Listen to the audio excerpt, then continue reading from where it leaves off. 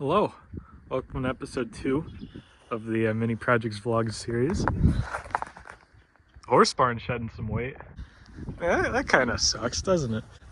Where did the roof go? What? There was... it's actually gone. What the hell? Where's the roof? What the... Yeah, I can't find it.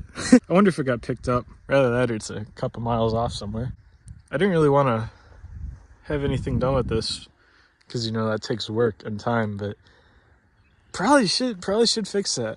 The reason why barns blow over, not even like this, but like huge like hay barns, is that once you start getting holes in the wall, that's a place for wind to go through, and the wind's going to want to come out.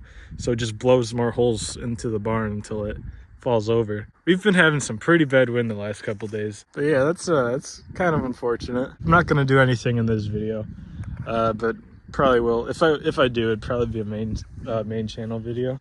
I'm just over here because I was going to record a video on the truck back there for the main channel, and just want to take a look at this first. A little damage assessment. This is new. That wasn't always like that. See, like I was saying, I bet the wind was getting in there and then it blew it out. Oh, that sucks. That's gonna have to get fixed soon.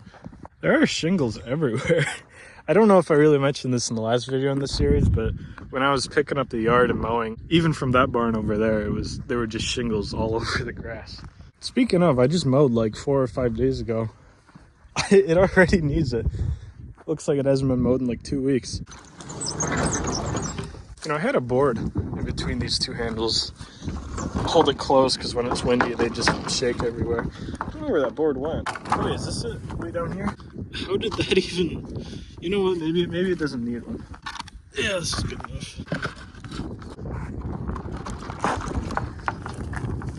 Good enough. But yeah, I'm over here to record a video on this truck. If you're watching this, then the video for this has been out for a while. Gotta get all this cleaned up. Oh god. I also gotta figure out how to get the hood open because I want to show on camera the engine, because it's kind of a big part to this project, and the hood latch is broke. Like, I also didn't notice tires are dry rotted. Kind of bad actually. That sucks because these were brand new. These were put on like a couple months before the truck was parked. There we go. But yeah, if you haven't seen this, check out the video on this. Not planning to work on much in that video, but I do want to get the back cleaned out and just assess what I have and what I have to do and stuff like that. Quick update, I pulled my car around, so I grabbed some stuff and found the roof. Oh, this is pristine condition, man. Nope. Deal with that later. I got a truck to record. Hello everybody. I want to give an update on this car quick. I've had this in a couple different videos where I just mentioned it briefly, but long story short, this is a friend's family member's car. My friend brought it here. We were going to work on it. It was going to be a 2-hour job. But the thing is, it's been sitting in this garage for like 6 months. That's because the CV axle cup on this side won't come out. And if you haven't noticed, this is what the cup's supposed to look like. And that's what it looks like over here. I've tried every method to get that out. I even wrapped a chain around it and chained it to a tractor and pulled on it. Still didn't work. So I just decided I'm gonna cut it out. And I've made progress. So basically what my plan was, I cut all around it. That's why there's only that little sliver. So I can kind of make a cut on the top and then make a cut on the bottom. And hopefully these two pieces should just break off in halves. And I was gonna continue doing that, but then I realized something. See this right here? That is the snap ring that holds it in. I have the snap ring exposed. I can even move it around with this pick. So I'm hoping I can expose enough of it, grind a lot of it away, and then expose more, grind it away, expose more, and do that over and over again until I grind the entire snap ring. Hopefully I get this done. It's not like I've been working on this 24/7 for 6 months, but I've been kind of working on and off, and I really want to get it out of here. So hopefully I'm almost done. All right, well, it's been a couple days. I got this grinder down pretty good. I eventually got to the point where most of the C-clip was actually exposed. And for shits and gigs, I just grabbed the pliers and got them on the clip. I didn't think it would come out but it did. And now, that only took 6 months. So the way I had to grind this, I kind of did have to grind it to the end of the shaft a little bit, but I don't think a little damage is going to hurt it because all these splines they're fine. But yeah, that's pretty cool. This thing's been my responsibility ever since November, all trying to do that same thing. So yeah, it's pretty nice having it done. I'm gonna make sure the new parts get ordered. I need to get a new C-clip, and then there's some kind of O-ring seal you're supposed to get. But once we get those parts, we'll get the car put back together and get it out of here. Because anytime I'd want to work on any of my projects, I'd feel guilty that I'm not working on this because this is not mine. I was doing this for someone else.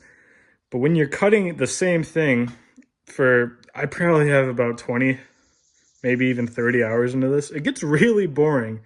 And there's not really a big motivator to get it done, but I got it done, so shouldn't have to worry about this for a while. I got it in. As you can see, it's installed. And it ain't coming out. Now I did it. Wow, my lens is dirty. Now I did record. It's still okay. You're just gonna have to deal with the haziness. I did record this entire process, but it ended up being way more of a deal than I expected. I mean, as you may notice, the shock tower is currently not in it. Things escalated. So as much as I want to have this in this video, that's not going to happen. This isn't going to be done for a couple more days. We're going to put new sway bar links in it because I cut this one in half. Don't ask. So if you want to see more of this, it will probably be on my main channel next Friday. This will have its own video just for this car. I was hoping to have more for this video, but I want to have this video uploaded tonight as I'm recording this. But I don't want to leave off on this right now and then have to come back to it in the next mini projects video, which who knows when that's going to be. It might be like a month or two from now. So yeah, I'm going to save all that. If you're watching this and that video is uploaded, I'll put it right there. And if not, then I just pointed at nothing. But yeah, like I said, next Friday is probably when I'll have this done. I got a new phone. So this right here is an iPhone 16 Pro. Every video I've done on YouTube has been on an iPhone 13, and that phone was fine, but it wasn't as good. I mean, camera quality is going to be way better on this, obviously. But that phone, it would have a weird thing where one of the microphones was like blown out on that phone, so whenever I'd zoom in, it would just be really muffled. But yeah, this is a lot better. There's one issue though. This right here is a gimbal I've been using. So for the first couple of videos I've done, I borrowed my sister's tripod, which is meant for a phone, but that kept breaking. And in fact, the video where I did the water pump on my car, funny enough, the original cut of that video had like 5 minutes of technical difficulties, and it was just the tripod breaking over and over. It broke like 4 times when I was trying to record that video. I'd fix it, then it'd break again. So anyways, I bought my own tripod, and to use my phone, I've been using this gimbal because you can mount it on a tripod. And if you don't know what a gimbal is, basically you put a camera in it and you could move it back and forth and it will stabilize the footage. Ever. Whoa! I hate this thing. I was trying to say the issue with this is that my phone is... Oh, it's actually working now. What? I did notice this phone is too heavy, and after a while it just kind of droops like that. I'm currently recording a video for my second channel, and it'd probably be the next video I upload, but in that video, a good amount of the footage was like that. This is the gimbal that I've been using to put my phone on a tripod. It's not powerful enough to hold my phone up. So anyway, it's working fine now though. So I don't know what's up with that. But this right here would get really hot to the point where it would burn my hand if I touch it. So I'm probably going to have to retire this thing if I want to use this phone. Although, like I said, it works fine all of a sudden, so I don't know. So anyways, I just picked this up. I mean, it's not like it's super high quality, but I also did go for a cheap one on purpose because, you know, I'm cheap. Oh, there's no tilt, though. Oh, I didn't think about that. Oh well, I guess everything's gonna have to be linear. Yeah, I didn't really consider tilt. That'd be kind of nice if I got one that could tilt. Oh well, this will do for now, I suppose. Also, something I realized is that I can't use my lav mic anymore because it's meant for an iPhone with the lightning plug, but my new one has USB-C, so I can't use this. Which maybe that's going to give me an excuse to get a better one, because I liked these at first when I first tried them out, but then I started using them for YouTube, and it would just cut out my voice way too much. The noise gate was just too harsh. So, the disc spindle's broke. What? So, oh well. Also, I do want to mention at the bottom of every description on my video is a whole list of everything I use to make the video in terms of the camera, gear, even software to make the video itself and the thumbnail, stuff like that. So if you're interested in, what I use, just look down there. But yeah, to wrap things up, any video after this is going to be on this phone. If I am going to use the worst camera, it's going to be for like an alternative shot, or maybe if, something happens to this, I'll probably downgrade temporarily. But for the most part, everything's going to be on the 16 now, so everything should be a lot better.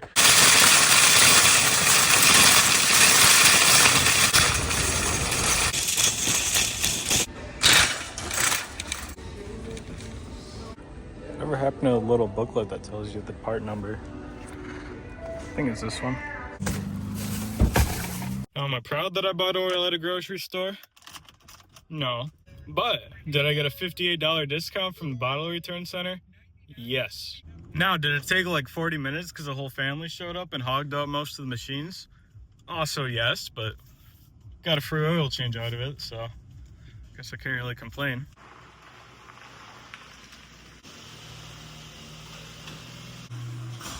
Alright, well, I'm happy to say the last time my car was in the shop, it was very broken. But in the last 9 months since I recorded the first couple videos over on my main channel, nothing's happened to it. It's just been getting more rusty. But like, I live in Michigan, like, what am I going to expect? So today we're going to be doing this service interval, but this is an extremely easy one. It's just oil and filter and then lubricate the suspension. I don't even have to do a rotation or anything. Now, despite the fact that I only need to get the front of the car off the ground, you still have to lift one side at a time. And we got this new Daytona jack. Should be a lot quicker than the old one I've been using for the past couple of years.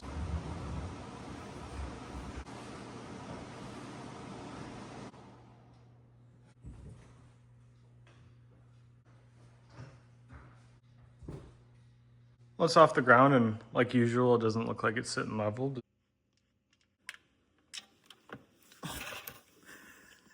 This is a smaller drain pan than I'm used to using, and didn't account for the fact that, it's smaller. Whoops. And to make things worse, I left the drain plug in there. I go fishing, found it.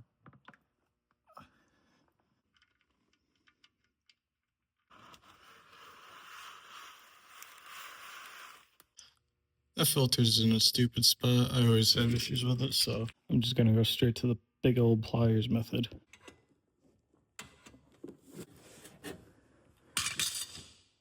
Apparently the pliers don't even fit up there.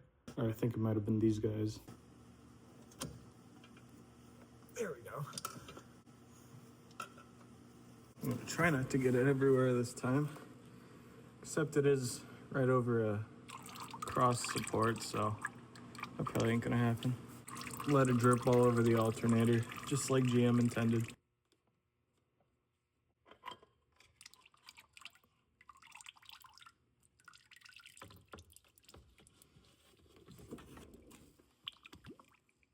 So for this oil change, I'm going with all mobile one. I got 5W30 high mileage. Now before, I don't know how long ago it was, but it didn't have the Dexos certification, but now it does. It used to just be the regular mobile one, but now the high mileage also has the Dexos, so should be good to use. I mean, the Dexos I don't think really makes that much a difference. I think that's just an excuse for GM to just cancel your warranty if you use something else, but I mean, it is a little better. I actually would go with AC Delco oil because that stuff's actually really good. Better than mobile one, but it's also a little more expensive. I swear 2 oil changes ago, it cost in the 30s, but now buying the same thing, it's close to like $60 for oil and a filter, so I'll just stick with the cheaper stuff. And this filter, I hope it's correct. My ear didn't have the book that shows you what you use.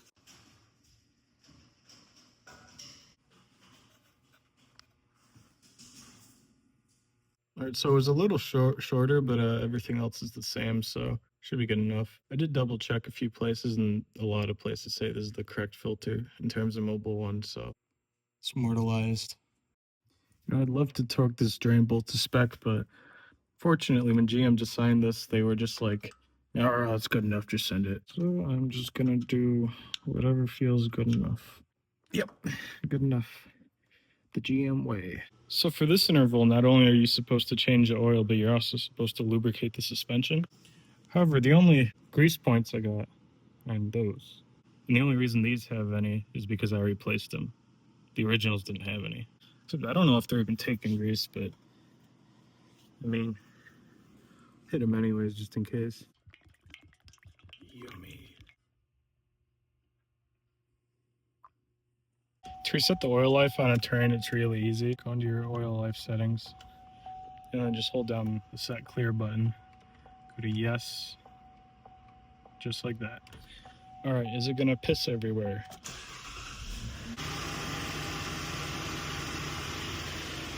Dipstick's good. It's reading right where it needs to be. That was exciting.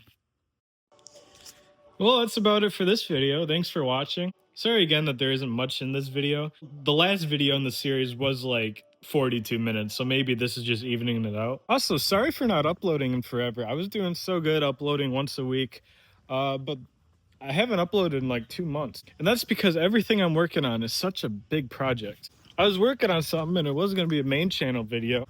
I actually mentioned this in my projects tour video over on my main channel. This dirt pile, I was going to get rid of it, and then this whole area I was going to turn into like a little garden. And I was going to revive a tractor for it. I revived an old chainsaw so I could clear some of that. Just a bunch of stuff. It was going to be my biggest video. But as you notice, I'm saying all that in past tense. The dirt pile's still there. There's no garden.